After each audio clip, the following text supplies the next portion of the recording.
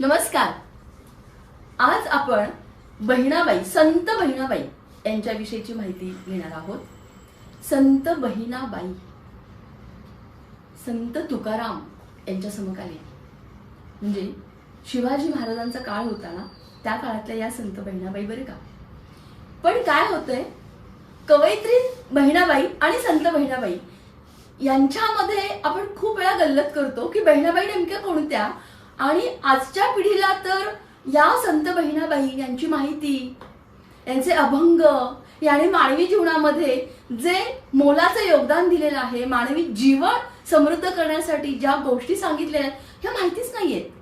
या माहिती नाहीयेत आणि मग संत बहिणाबाई तशा काहीशा दुर्लक्षितच राहिलेल्या आहेत.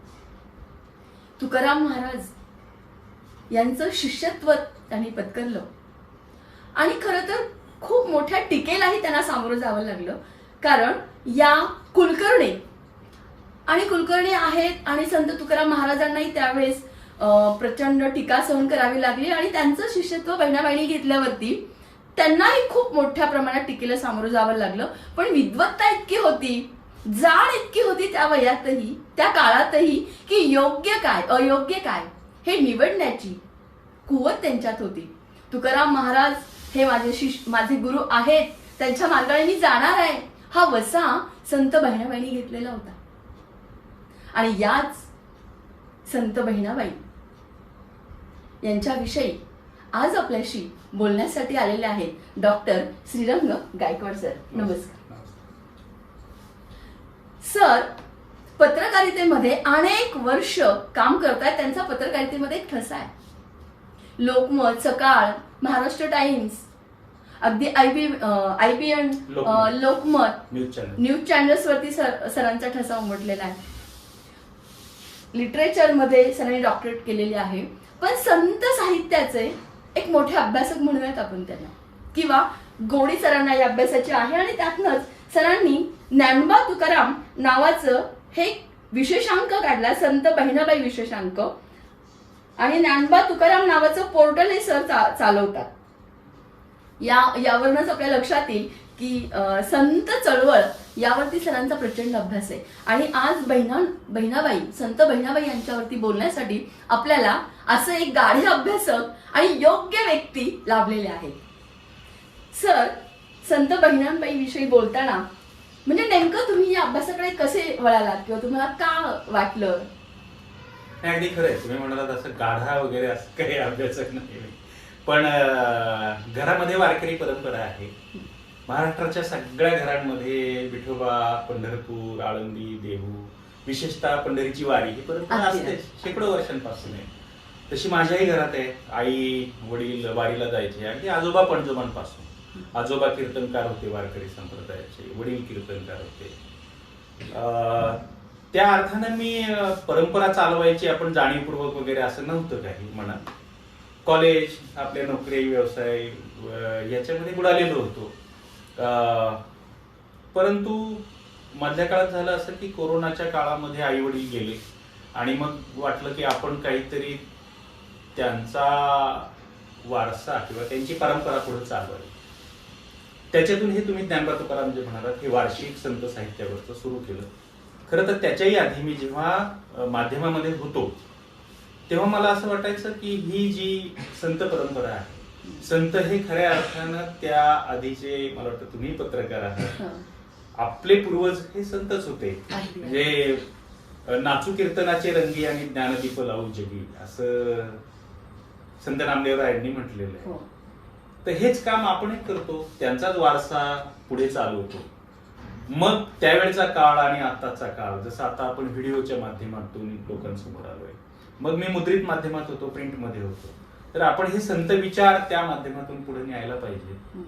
आपण आपल्या पुरतं, जसं तुम्ही मगाशी म्हणालात आपण बोलताना, पण काय झालं सर माहितीये का, मुद्रित माध्यम आता डिजिटल माध्यमापुढे खूप मागे पडलंय. आता वाचायला कुणाला वेळ नाहीये, ऐकायलाही तो तितकासा वेळ असेल की नाही मला माहिती नाहीये, पण किमान लावलंय काहीतरी आणि कानावर येतंय.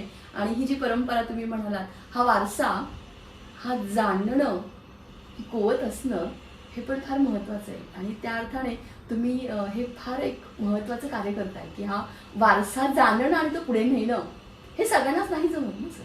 नाही, अगदी अगदी मी तुम्हाला असं म्हणालो की नव्या पिढीला तुम्ही म्हणताय तसं कदाचित प्रिंटचं किंवा आता प्रिंटच्या आधी आपण ज्याला ग्रंथ म्हणू, संतांचे अभंग म्हणू, ते वाचणं समजून घेणं हे जरा अवघड वाटतं, कदाचित त्यांना कालबाह्य वाटत असेल. आणि म्हणून या नव्या पिढीला हे माणुसकीचे विचार आहेत, मानवतेचे विचार हो आहेत. हो हे आपण त्यांना जाणीव करून द्यायला पाहिजे. आणि अलीकडच्या काळात वर्तमानपत्राची भाषा सगळ्यांना कळते, हो. म्हणून मग त्याच भाषेत आपण काहीतरी करायला पाहिजे.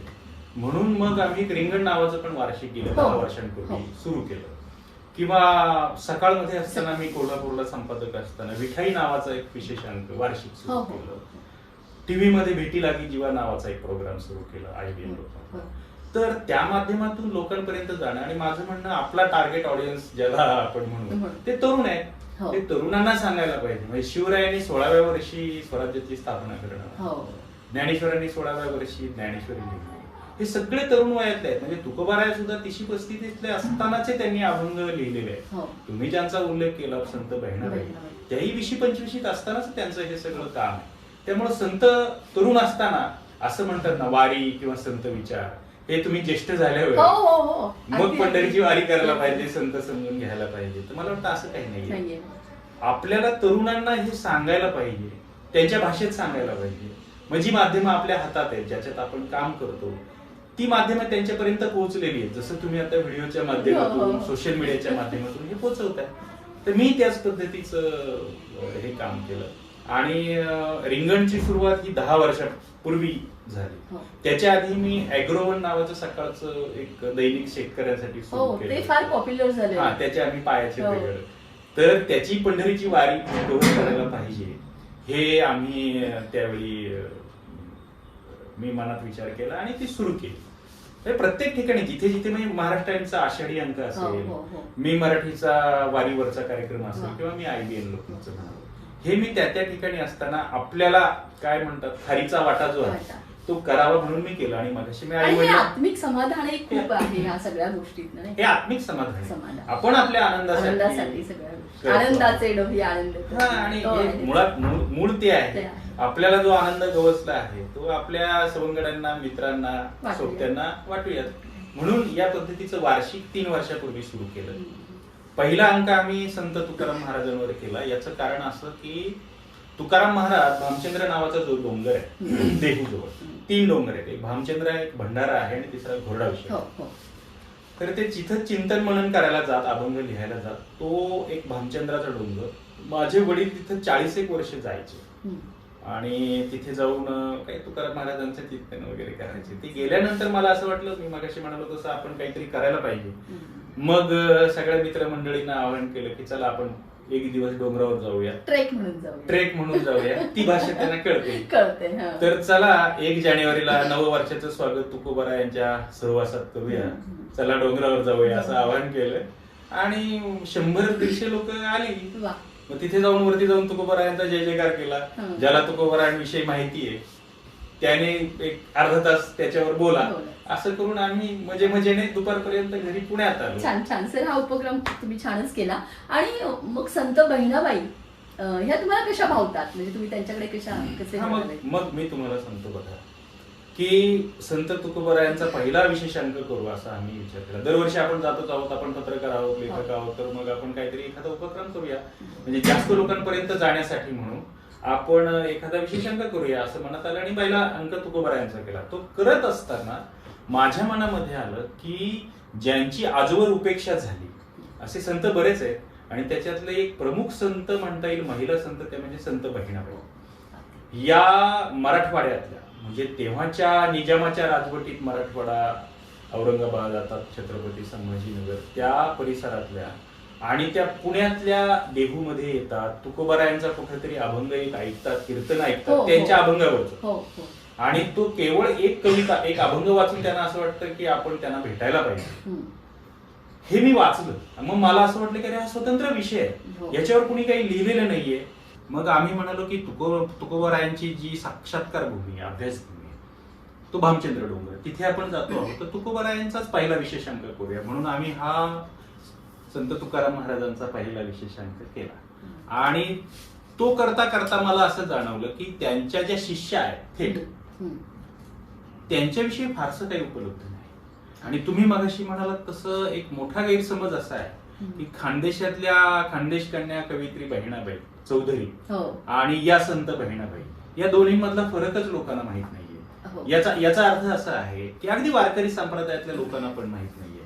मग आपण त्यांचं कर्तृत्व, त्यांची माहिती, त्यांची ओळख लोकांना नव्याने करून द्यायला पाहिजे. कारण संत बहिणाबाईंचं कर्तृत्व फार मोठं आहे. हो म्हणजे काळ जर तो लक्षात घेतला आपण तर साधारणपणे 50-51चा काहीतरी हा. त्यांचा मग तो काळ आहे. एवढ्या वर्षांपूर्वी मी असं वाचलं की या आल्या औरंगाबाद वरून, म्हणजे पूर्वीचं औरंगाबाद, हो. खडकी आणि आताचं छत्रपती संभाजीनगर, निजामशाहीचा काळ. निजामशाहीचा काळ आहे. आणि औरंगाबाद पासून जवळच असलेलं देऊळगाव रंगारी नावाचं त्यांचं जन्मगाव आहे. वेरूळ पासून जवळ आहे, 20 हो. किलोमीटरवर आहे. आणि दुसरं शिवूर नावाचं त्यांचं माहेर आहे. तर ते तिथून चालत येतात. काही निमित्ताने त्या देऊळगाव रंगारी आणि त्यांचं ते शिवूर हे जे गाव आहे ते सोडतात, कुटुंबासह सोडतात. आणि त्या तिथून चालत चालत चालत कोल्हापूरला येतात. म्हणजे तुम्ही उल्लेख केला तशी निजामशाही, तिथली निजामशाही, नगरकडनं जातात तेव्हा मुघलशाही, कोल्हापूरला जातात सातारा कोल्हापूरला तेव्हा आदिलशाही, तिथून पुन्हा इकडे येतात देहू परिसरात तेव्हा आदिलशाही, आणि त्याच्यानंतरच शिवरायांचं स्वराज्य सुरू झालेलं असतं, मराठ्यांचं राज्य. ही सगळी राज्य, या सगळ्या सीमा ओलांडून एखादी महिला, अगदी विशीतली महिला, साधनं नसताना ती येते. आणि त्याच्या मागची प्रेरणा काय तुम्हाला सांगतो. कोल्हापूरमध्ये त्या होत्या, कोल्हापूरमध्ये 4-5 वर्ष राहिल्या, कुटुंबासह राहिल्या. त्यावेळी त्यांनी तिथे जयराम स्वामी वडगावकर, साताऱ्याचं जे वडगाव आहे तिथले ते जयराम स्वामी वडगावकर तुकोबारायांच्या अभंगांवर कीर्तन करायचे. ते कीर्तन एकदा बहिणाबाईंनी ऐकलं आणि ते ऐकून त्या एवढ्या प्रभावित झाल्या की कीर्तन हा वारकरी कीर्तनाचा प्रकार असा असतो की एक 4-5 चरणांचा अभंग असतो आणि तो सोडवायचा असतो. त्या अभंगावर कीर्तन करायचं आणि त्यातून संतांची फिलॉसॉफी किंवा ज्याला आपण विचार म्हणतो ते सांगायचे. तो एक अभंग वाचून, एक कीर्तन वाचून त्यांच्यावर एवढा प्रभाव पडला की एवढी सुंदर कविता, एवढा भावगर्भ अर्थ, एवढा स्त्री पुरुष समानता किंवा मानवता सांगणारा एखादा कवी असू शकतो, तर या माणसाला आपण भेटायला पाहिजे असं त्यांच्या मनाने ध्यास घेतला. आणि मग तो घरच्यांचा विरोध पत्करून, समाजाचा विरोध पत्करून त्या देहूला मजल दर मजल करत येतात आणि संत तुकाराम महाराजांना त्या भेटतात. आता त्या काळामध्ये महिलेनं, ब्राह्मण घरातली ही महिला, अगदी वैदिक ब्राह्मण ज्याला म्हणतात, त्यांनीच त्यांच्या अभंगामध्ये असं म्हटलंय की गीता शास्त्र कुळी वैरी आम्हा. याचा अर्थ गीता, भगवद्गीता आणि ज्ञानेश्वरी हे एका अर्थानं बंड करणारं साहित्य आहे. कारण ते बहुजनांना ज्ञान देणारं साहित्य आहे. आणि त्या अर्थानं त्या कर्मठ घरामध्ये तेव्हाही आमचं वैरी आहे असं बहिणाबाई म्हणजे त्या घरामध्ये भगवद्गीता ठेवायची नाही तेव्हा. अजूनही असं काही ठिकाणी बघायला मिळतं. तर तेव्हा ज्ञानदानाचा, वेदांचा अधिकार हा धर्माने त्या समाजाला, ब्राह्मणांना दिला होता. आणि मग ब्राह्मण वगळता अगदी क्षत्रिय सुद्धा सगळेजण शूद्र. उच्च कुळीन फक्त त्यांनाच तो अधिकार, शूद्रांना ज्ञान देण्याचा अधिकार नाही, ज्ञान ग्रहणाचा अधिकार नाही. आणि अशा काळामध्ये संत तुकाराम महाराज वेदांचा तो अर्थ आम्हासीच ठावा असं म्हणत वेदांचा अर्थ सांगत होते आपल्या अभंगामधून. म्हणजे त्या अर्थाने ते धर्माची चौकट त्यांनी मोडली होती, नियम मोडले होते. आणि ब्राह्मणांनी शूद्रांना शिष्य करणं हेच होत नव्हतं बऱ्याच वेळा. तर त्या काळात तुकाराम महाराज हे कुणबी, तर त्यांना शूद्र म्हणजे शूद्र, त्यांना गुरु करणं हे म्हणजे फार मोठं पडलं. मग त्यांना खूप विरोध झाला, घरातून झाला, समाजातून झाला. पण तो सगळा विरोध पत्करून अंगावर घेऊन आणि बहिणाबाई ह्या तुकोबारायांना गुरु करतात, देहूला जातात, त्यांचा अनुग्रह घेतात. आणि बहिणाबाई या एकमेव शिष्य आहेत तुकाराम महाराजांच्या की ज्यांनी प्रत्यक्ष तुकाराम महाराजांना पाहिले.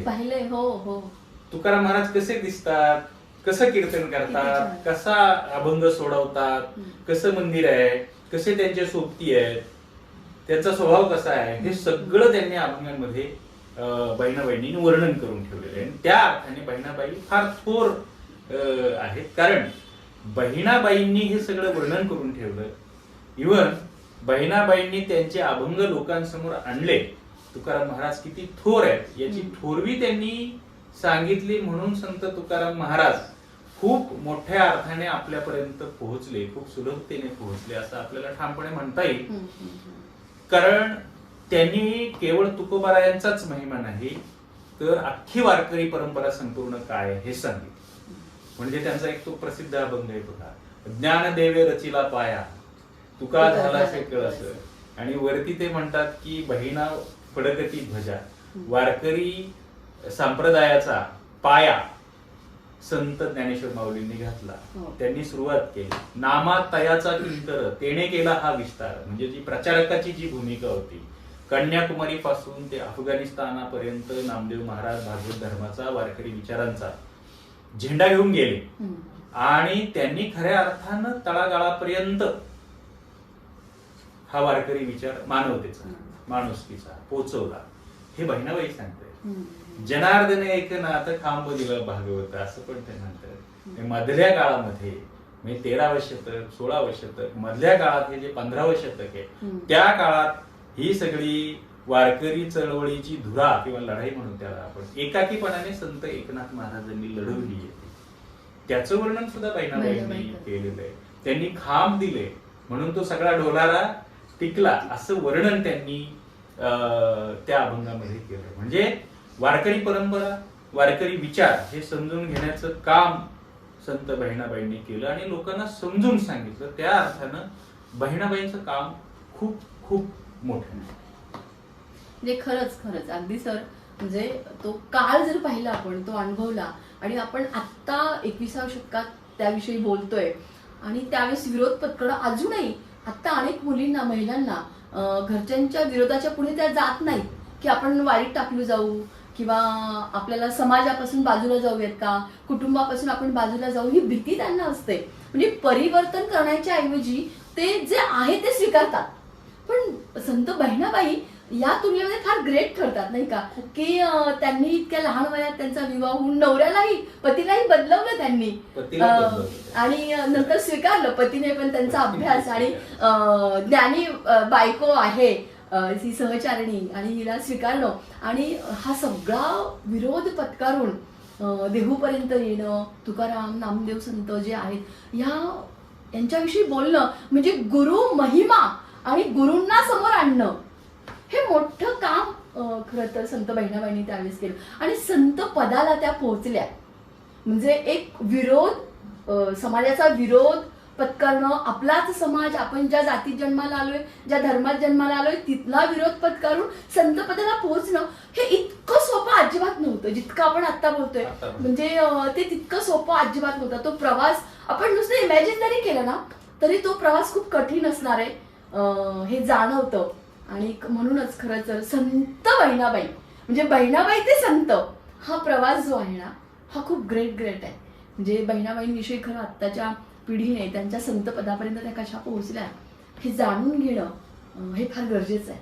बरोबर आहे. मी तुम्हाला सांगतो, मी आता त्याचा उल्लेख केला ना की आताच्या काळातल्या महिला, मी कोल्हापुरात होतो, तुम्हाला सांगतो शाहू महाराजांनी तिथं कौटुंबिक हिंसाचार विरोधी कायदा पहिल्यांदा आपल्याकडे आणला. म्हणजे बायकोला मारायचं नाही, जो नवरा बायकोला मारेल त्याला शिक्षा देण्याची तरतूद शाहू महाराजांनी तेव्हा केली होती. काय त्याच कोल्हापुरात योगायोग म्हणा की बहिणाबाईंना खूप मार खावा लागला नवऱ्याकडे की तू कीर्तनाला जायचं नाही, हे अभंग वाचायचे नाही. हा कुटुंबाचा त्रास झाला, सहन केलं त्यांनी.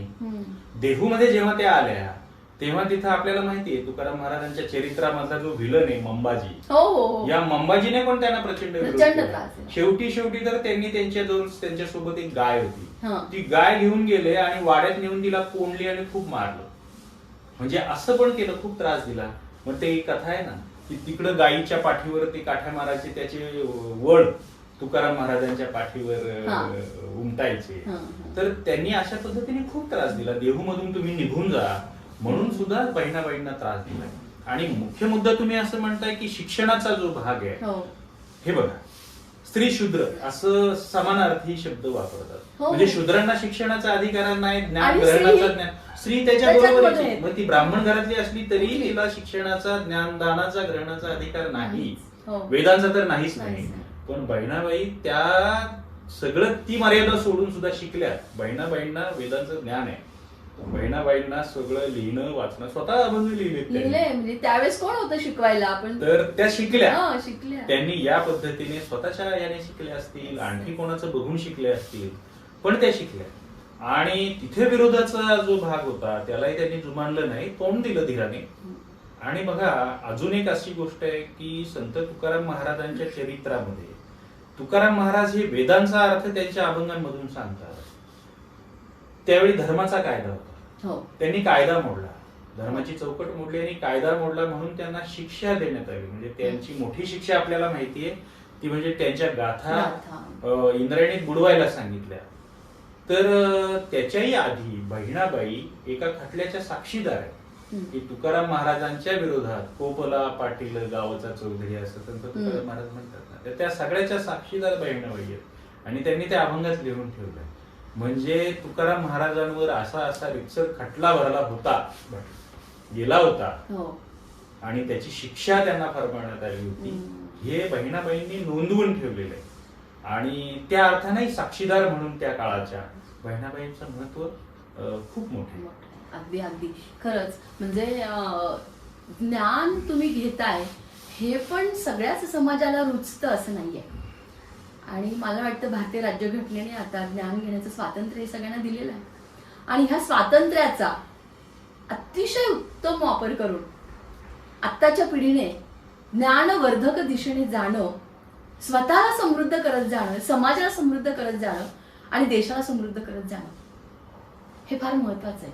संत बहिणाबाईंच्या कर्तृत्वातनं सुद्धा आपल्याला हे दिसतं. म्हणजे संतांकडनं काय घ्यावं, तर ह्या गोष्टी पण खूप आहेत घेण्यासारख्या, की संतांनी त्या काळात जे काही रोष पत्करले, जो काही विरोध सहन केला आणि ज्ञानवर्धक कृती, कर्तृत्व गाजवलं, हेही संतांकडनं खूप मोलाचं घेण्यासारखे नाही का. जरी तुम्ही अभंग पाठ नाही होते, अभंग नाही तुम्हाला येते, पण त्यांचं हे कार्य आणि ते कशा पद्धतीने ज्ञानाची शिदोरी घेऊन उभे राहिले, हे फार महत्वाचं आहे.